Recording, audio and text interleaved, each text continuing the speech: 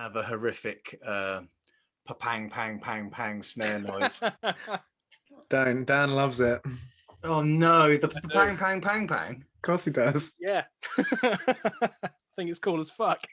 And that's the end of the podcast. Yeah, thank you. How are you, Benny boy? Yeah, I'm all right. I'm full. Yeah, what did you have? Loads of fajitas. Oh, banging. Your name's coming up as Angela Brookfield, Gaz. Yeah, it's Angie's account. That's how we get to not booted off after 40. Oh, there's Jake. I've got to let him in. Hang on. I haven't got the premium account. Yeah. So it doesn't show up. The names don't show up on the recorded version of it, so it doesn't. So I know I can change it. I just can't be bothered. Okay, how do I do this? For fuck's sake! This is only your sixth podcast. Eat many dicks, newbie.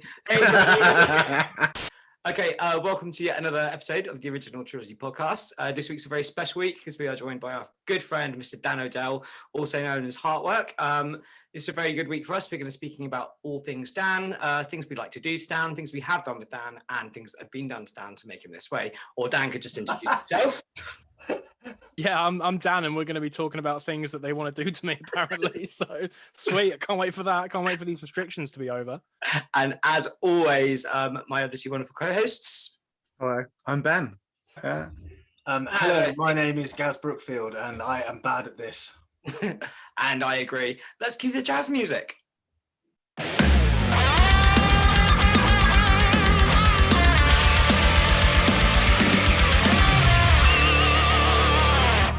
What the fuck was that? And this is why we love Dan. Okay, Dan, you broke our jazz music. I will always aim to break jazz music. Fucking hell. So that's a pretty good introduction to the man, the myth, the maverick that is Mr. Dan O'Dell, aka Heartwork. Welcome to the original Trilogy podcast, my friend. Yeah, thanks for having me. This is great. It's been nice. It is nice to be talking to you guys because it's been a long time. You're done already. It's been nice. Thank you. Bye.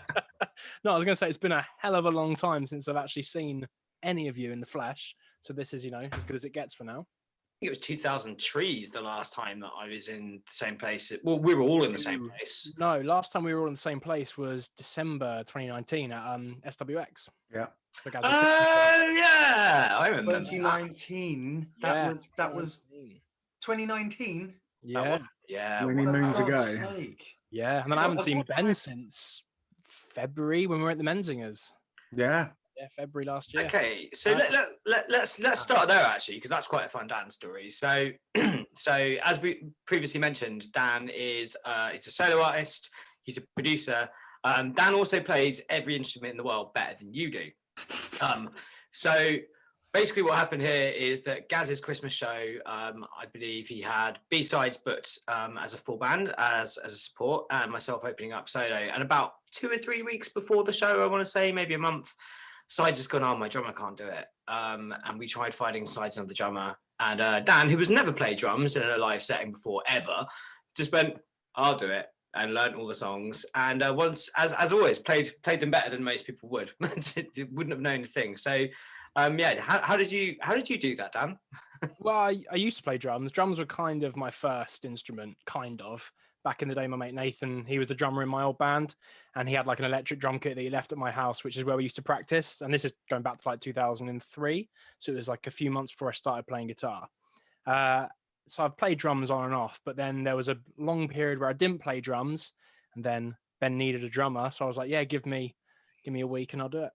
And so you're simplifying it overly. So I think Sydes, can you tell the story just of exactly how that week leading up to that gig was for you, or the few weeks leading up to it? Because you weren't enjoying life. I think the noise of that few weeks was I had to get multiple drummers for 2 nights in a row. So it was not and at all. We were on tour at the time. So you had no time for rehearsing, did you? No. We we had the night before Bristol, we had our album release show with drummer number 1. And then we were good and went home, and we were good boys, and we went to bed, and then we got up super early, drove all the way to Bristol, straight into a rehearsal room with Dan. We did one rehearsal and then straight to the gig and played the gig. If I'm That right, was a fun day though. It was fun for me. Yeah, looking back. Yeah. it was a very stressful time for you, Ben. I remember because of the whole drummer loss thing. It was what you getting through drummers more than Spinal Tap. It was ridiculous. Yeah. It is beyond a joke. And then we were watching this thing unfold where, you know, Dan turns up to, oh, I'll be all right, I can play the drums. And we were all stood at the side of the stage while you were sound checking, kind of like this. And then you started playing and we were all like, oh, there's nothing to worry about at all. This is fine. I remember during the actual set, like if I turned to my right, I could just see you guys like sticking your head around the back. And my like aim was in that half hour was, what can I do to make Gaz laugh now? Bloody I do Metallica remember- fills. Well, watching someone who doesn't really play the drums like at all, absolutely smash it perfectly, not just perfectly, but flamboyantly, annoyingly flamboyantly. And like showboating, so you're drumming, I'm at the side of the stage, and you're this is my view of you, and you're just sort of doing that, and then you look over at me like, mate, concentrate. Is that what happened? Something like Unbelievable. that, yeah. My favourite memory of that sound check is when you sat down behind the kit, because obviously, once again, for our listeners, Dan has never played drums at a gig before, so he's never had a mic'd up drum kit. And what's the capacity the SWX? It's like, is it 1,000? Yeah. So it's 1,000 capacity venue, and like Dan sits down and he gets his sticks and he's like, and he hits the bass pedal, and the entire room goes boom, and Dan Oh, it goes, was great. oh, It was such a good feeling. Such a good feeling. That was my favorite gig I've ever played. I think it's definitely up there. Well, Yeah. better than all the gigs you've played where you've been the front man or Yeah. really? Yeah, you get to hit things and make loud noise. It was quality. Yeah. I think it helped as well. I might add that when Ben was demoing album 2, we kind of demoed it together. So I already knew the songs back to front because I essentially wrote most of the drum parts for the new album. So that really helped, kind of thing. The worst thing was on the day of the rehearsal in the morning, we were in the rehearsal space and Ben said, oh, we're going to play verbatim. And I was like, I haven't practiced that one. You didn't say we were going to play that one. I didn't tell Oh, Boomer winged it. either. He was livid. yeah, classic. But yeah, it was quality. It was great. Like it was ace to like do it to like help you, Ben. But I think the best thing about that was just seeing Boomer rocking out, like just being behind him rocking out playing bass. It's quality. Just going back to that as well, we only played verbatim because Gaz wanted us to play verbatim so he could come on stage and do the last thing. Don't you blame me. That's true. That is absolutely, that's 100% 100% true. 100% Okay, so to true. put that into context then, so at the end of that song, Ben always slows down the strumming of the guitar and walks into the crowd. This is for the benefit of anyone who may not have caught Ben's set, by the way.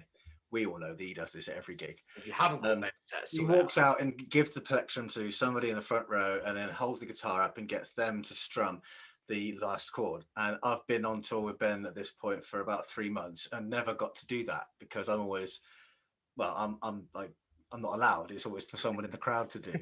That's why I just wanted one go at it so that I could walk out on stage, strum the thing and walk off. Like Gaz gets what he wants on Christmas show, because when you turn up to the Christmas show, Gaz is a grumpy bear. He's not mean to you, but you go, Gaz, mate, is everything okay? And you just get the face of fucking hate this. But you have a lot of musicians playing with you, don't you, guys? Well, that's the thing, isn't it? It's going from being just to be clear, I don't hate the gig. For anyone who, I'm glad that the gigs happen, and I'm very happy that people come and everything. What I hate is just the stress, and it's the gigs where I have the band and the huge pressure of that big show. I understand why people have tour managers and roadies and things like that because I don't have those things, and so the stress of the day becomes very apparent. When it's just a solo gig, I'm breezy. It's just me and my guitar, but the full band shows stress me out, and they needn't because the band are great and the crowd are great and the venue's great. There's no reason for it to stress me out, but it does. And Jake is quite right. I am a grumpy sod. Dan, do you want to talk? What would you like to do? Do you want to talk about your music first, or do you want to talk about the production first? Where are you at today? Well, seeing as I've finished mixing a single, maybe talk about both a little bit, incorporate both. Oh, you've just finished mixing a new single for yourself. Yeah, if you Okay, yeah. you check your email inbox, Jake, you'll Oh shit! Really? yeah. It's been yeah. I'd just like to say that I have checked my email and I heard it. And I think it's great. I too did that. Yeah, in January I started recording album 2, and about a week or two ago I decided on what like the lead single is going to be. So when people pre-order it, they get a download of one song to start with. And yeah, I mixed that last night. I stayed up to about 1:30 in the morning doing that, and then woke up this morning and I was like, actually, it sounds quite good. So I sent it to a couple of people and they were like, yes, it does sound quite good. And I was like, cool, it's done. When does it come out? So yeah, pre-orders for the album will go live this Friday, and the album, I'll tell you all this, it's called Whatever Comes After It, and it comes out on Friday the 6th of August on Our Real Records. Very exciting. Praise, Woohoo! praise Mr. Ian. Yeah. What's I, that? for one, will be purchasing a copy. Wonderful. I too shall be doing that. I too shall be doing this. Thank you. So will I, because I always buy my own stuff. True. So you always self-record, don't you? Which is pretty cool because the quality of all your singles and your albums are absolutely fantastic, and I know how good you are as well because you've mixed my band as well. So yeah, like, have you ever do you self-record because you enjoy the process, or do you self-record because you just do not trust other people with your shit, or is it a little bit of both? A little bit of both. When I was 14, I got a little 8-track recorder that records straight onto CD, and I always loved when I was a kid I was always coming up with albums and stuff, and some of my friends have copies of those albums which are terrible and could never be heard ever. So I'm smiling. yeah and then in Do I about have 2000 those? no, you haven't. Damn it. And then in about 2012 I got a friend of mine gave me his old MacBook, and that had Logic on it, so I started to learn actual digital recording kind of thing like that. And then Heartwork started in 2014, and I didn't have a lot of money at the time, so I thought, oh fuck it, I'll just do it all myself. And since that point on, I've really enjoyed it, and I'm starting to see now that I am actually quite good at it. I feel confident with it now, and that I know I can go into a job of a job. I can go into mixing something for someone, for instance, like your single, Jake, and do a good job up to a decent standard, or a good standard to my ears. That's what it comes down to. Oh, dude, the entire band were very, very, very happy with your mix, and also as well, we sent it to Bob Cooper to master, and he was also very impressed with the mix. Besides, did Dan demo your last album, or was it just demos, or have you done any recording with Dan? Yeah. I mean, we so we periodically demoed the album over a course of weekends. He'd come down from Wales. So it was, I don't know, how long did it take? 6 months of you it was only a couple of times you came down, maybe. Yeah, I mean, you started writing it a couple of years before, didn't you? 'Cause you had City and All at Sea a couple of years before that. But then I guess it was it was January 2019, because it's the weekend you and I went to go see Lonely the Brave. So that was when we first started demoing. Dan remembers everything, by the way. He can tell you what you had for dinner March 2017. So that'll be it then. Yeah, so it was January 2019, and then when did you start recording? That summer? June? June, July time? Just over that. So yeah, we did it over a course of a few months. We'd record guitars and vocals at your house, and then I'd take it back and put some drums to it, send it to Boucher, who put electric guitar to it, and all like that. Yeah, it's great. It's a lot you of guys fun. were doing the remote recording thing way before any pandemic shit was kicking off. Yeah. Pretty cool. Wow. Trailblazers, man. So, with your amazing memory, can you remember when it was that you recorded mine and Sides covers for the RL? Yeah, May 2018, the end of May 2018. How do you do that? See? You haven't got this written down in front of you. This is all in your weird brain. Yeah, my weird brain. Wow. That's the second time in the last hour you've been called weird for your brain. That's amazing. So for anybody that doesn't know, out of the four of us, Dan, Sides, and I are all released on our own records. And each year, Ian puts out. It's a Christmas thing, isn't it? Did he put it out? Yeah. No, I think it was. Wasn't it the 10-year anniversary? 10-year anniversary. That's it. So yeah, for the anniversary, we all had to do a cover of somebody else on the label. Sides chose me and then did it better than me. I couldn't choose Sides for that reason. So there's for those of you that don't know her, you probably know more for her work with Ducking Punches, Sophie Porter, but she also had a solo album. So I did that. And I think it was about a week up until we were meant to have it. And I was like, Sides, have you done your recording yet? And he was like, no, have you? And I was like, shit, no. And then we were both like, Dan, can you join us? Come and record us. And I remember being really impressed because obviously I've seen you play before, and I've we've known each other reasonably well for a while. But so I know you're really good at singing and playing guitar, but I had no idea how much one person was capable of with a microphone and a laptop. And I remember at one point we got to like a certain point in the cover I was doing, and I was like, oh, it kind of feels like it needs 80s kind of power pop drums. And you were like, take your shoes off, go into the hallway, and you had me and Sides standing there in our bare feet in the hallway going. And I was like, well, this is never going to sound like drums. And literally, it took him 30 seconds. Just like, and I was like, oh, brilliant. It sounds like an 80s pop band playing at Wembley already. I still need to send you my metal cover of Land Pirates by Gaz as well. Oh, yeah, you said, yeah. Oh, I didn't know about this. What? It's not finished yet. I started it in the first lockdown and then kind of got to the other. But basically, I've always thought that particular song would be better in drop C with. And I know that's right. That is how I hear all music. Drop C. This is, I'm glad you said that, because every song that I hear, I always think I could do that, but different. I never think I could do that, but better. I'm not that guy.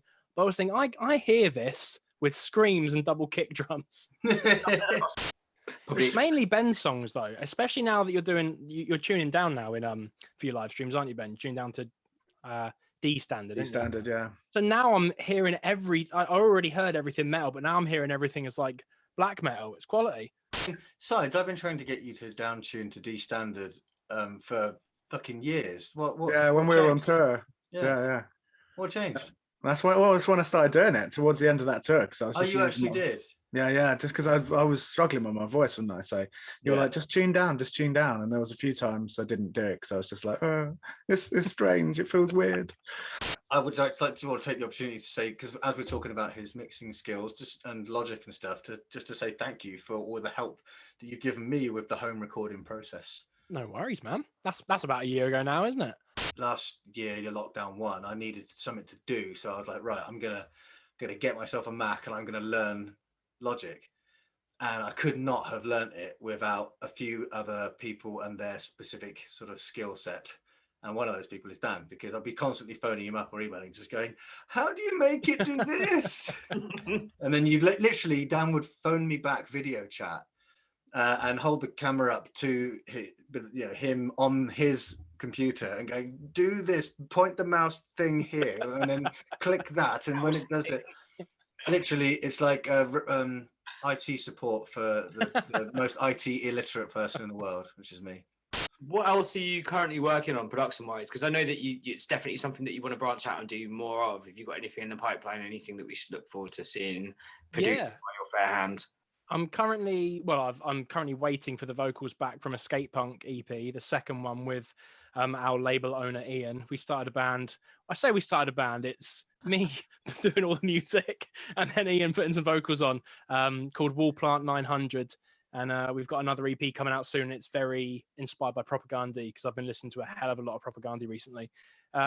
And I'm trying to get into doing music for like TV shows and film and stuff. So I'm trying to branch out into more things like that, because as Ben will let you all know, that on our WhatsApp group, every now and then someone will say, you should do a metal cover of insert song here. So I will do that. And a couple of weeks ago, our mate Burns said, you should do a metal cover of the Desert Strike game theme tune. I'd never heard it. And then about an hour later, I sent him it, and he was like, this is ridiculous. It's mental. It took him about 20 minutes. But didn't you also, Dan, do a live stream of writing and recording and mixing and mastering a song from scratch? Yeah, a year ago last week. Yeah, I thought, oh my God. It was like a choose your own adventure kind of thing, where people like tuned in for like the 5 hours that it was going on for. And I was like coming up with little metal riffs and stuff on the spot, and they were picking their favorite one and what direction they wanted it to go in. And I put that out that night, and I listened to it again last week, and I was like, oh, it's actually pretty decent. That's a really cool idea. That's so cool. But you do understand that's not normal. People have said this. Yeah. It's fantastic, but it's definitely not how everybody else's brains work, man. It's Well, so our friend, George Gadd, he messaged me earlier saying, "Where do you find the time for all this shit, mate?" Don't know. yeah, seriously, where do you find the time for it, or do you just do it super fast? Well, yeah, I do it super fast, like most things. But Lauren's a lucky girl. Edit that out. Yeah, I do things super fast, but then I only sleep like 5 or 6 hours every night anyway, so there's plenty of time in the day. Work's only 8 hours long, so you've got 10 hours left to just do your own stuff. So that's what I do. Amazing. Play, man. I feel like we've covered Dan's musical and producing abilities quite well. Another thing that our listeners might like to know about Dan is that Dan's just the best person to party with in the fucking universe. Right. Where's this going? This is going over the editing room floor, is where it's going. No, it's fine. Dan will outdrink you. He will certainly outdance you. I'll do that. Yeah. I mean, I'm looking at Sides with some. Sides has known Dan longer than most of us, all of us, in fact.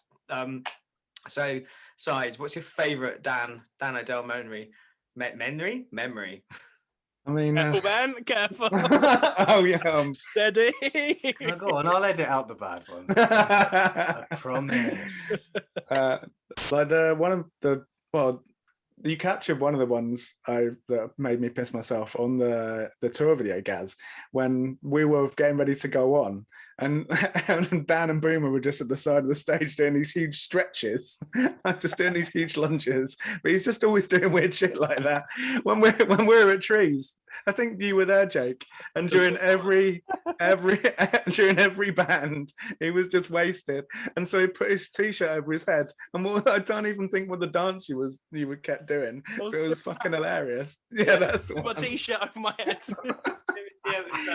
But it was so funny, man. It was just the fact that you were running. It wasn't just to us, because just doing it to us wouldn't have been funny enough.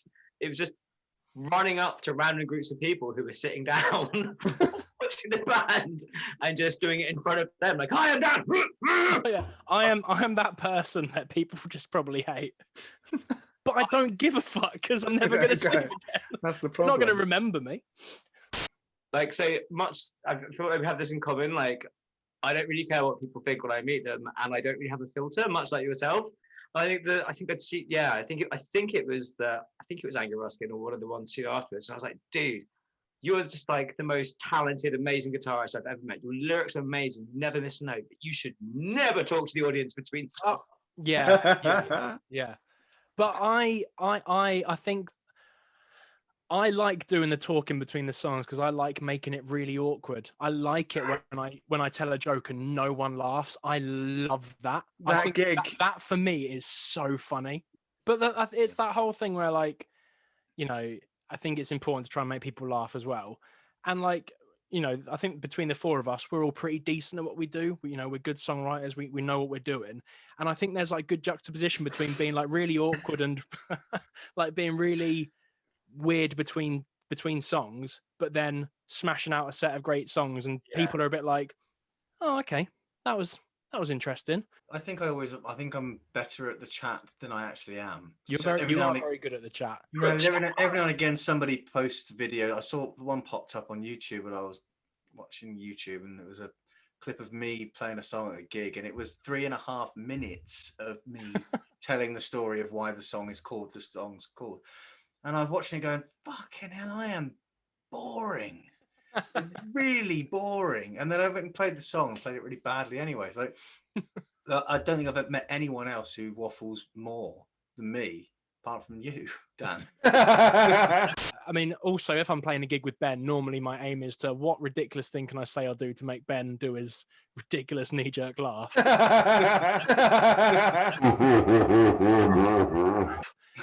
More often than not, it works. Have you ever told Sides about the game that we play when Sides is playing? Which ones? There's a lot of games that we play when Sides is playing. You introduced it to me. You were like, you're like, it was at One for the Road. Sorry about this, but you were Look at like, your face, Sides. I don't know what this is. No, neither do I. I'm worried. I don't know what this is I can either. tell you what he's going to say when he's going to say it. They were like, because we all have them. Do you mean like you basically point out? predictable. Oh, right. Sizes Yeah, of yeah. have, like, so like there is not a picture of me in the world at a gig where I'm not doing this while I'm talking to people. Yeah. I will swear within the first 30 seconds of each sentence, doing like we all have little things, little ticks that Like we do. almost scripted moments, almost. Yeah. Yeah, we all have particular ways of introducing certain songs or mannerisms we do at certain points. There's always a bit in Sides' set. All I know is I can't breathe. Pushes his glasses up. I hope we get there soon. Literally every time. I've always wanted to get a little toy finger on the edge of a very long stick so that I can poke him with it. Do the glasses bit for him on the merch table. I need to make this for you. Yeah. What would you consider yours to be, Dan? What are the things you do? I like to slag off God a lot during my sets. You I mean, do, And he's all right about it, really. because he's not there, so it's fine. Yeah, I like to do that. I like the C word. I'm a bit. I don't want to use it right now, which is weird, but I like it because it, there's still an amount of shock value behind that, and I think that's utterly ridiculous. So those people are just they can get fucked. But like It is, though. You're right. It is completely ridiculous. But Yeah. my mum watches this, so I will edit that out. Is there any other business that anybody would like to move on to? I personally would like to know what you guys have all got coming up next. I know that, Gaz, you're working on your next album. I want to know more about that, and I want to know more about what Ben and Jake are up to musically. I spent the morning working on the 4th new song that I've written for what will be eventually the next album. Oh, awesome, man. What about you, Sides? Have you got anything exciting happening? Just writing and recording like little demos at the minute. Trying to produce album 3 essentially. So yeah, we can demo it, and no doubt I'll be then sending it to Dan. I'm excited by back the and forth. prospect of you doing another album, Sides. Hell yeah! And Jake, apart from the Rochambeau video shoot, what else you got going on? Well, yeah. So obviously that single comes out. The Rochambeau single's out at the end of the month once the video is done, which is produced by Mr. Dan Exelway. I've got like half a solo album written with that. So I've actually written 3 Rochambeau albums in 2 months. I'm on to demo number 34 at the moment. So I'm doing that. I've also taken on, I think I mentioned on another podcast, I did some stuff with Andy B in the World on that as well. So I'm learning all those songs, recording all the Rochambeau demos, and a new me album whilst recording designing. So yeah, nice and busy. Hey, Jake, have you sent me that CD yet? No. I'm gonna write it on my hand now. It's just my filing system. So Dan, like bless him, that's like all he asked. Like he like Dan did the production on the first 2 Rochambeau singles so cheap, and I was like, dude, are you sure that's enough money? He was like, mate, just send me a CD in the post. 3 months later, have I fucking done it? Classic. So Superb. I think that's a fairly good place to stop. I personally need a wee. So I just want to tell everyone out there, if they want some mixing or mastering or recording doing, Dan is your man. He could also, as Jake said, play everything better than you can. So if you need anything instrumentation done, he's your man. That's very nice, thank you. If you want some inappropriate jokes telling that don't make anyone laugh, Dan is your man. What else is he your man for? Pretty much anything, really. Partying, apparently, he's your man for that. Yeah, man, if you don't have a drunk uncle to take to your wedding, phone this man. Yeah. Thank you very much for joining us tonight, man. It's been really nice to see you. Yeah, hell yeah. Thank you for having me, guys. Hopefully we'll all get to be in a room together soon. Let's hope so. Definitely a room, or at least a field somewhere with a bit Some of kind, 2,000 trees. Hopefully July. A lovely pub. The pub. Cool. Well, it's been lovely catching up with all of you. For anybody listening, watching, wherever you are listening or watching, you can do it in other places as well. So you can like our Facebook, www.facebook.com/totcast, TOTcast. We're also on Spotify, Google Play, and all the other places that you can find a podcast. So chuck us a like, subscribe, and we might carry on doing it. You never know. Cool. Right. I need a wee as well. So I love you all, but I'm going to go now. All right. Lovely to see you all. Guys. Lovely to see you all. Everything. Bye. Bye. Play the jazz music again.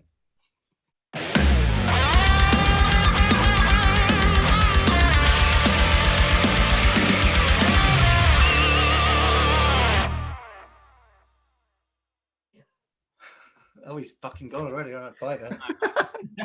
It is. Bye. Oh shit! I thought I'd left.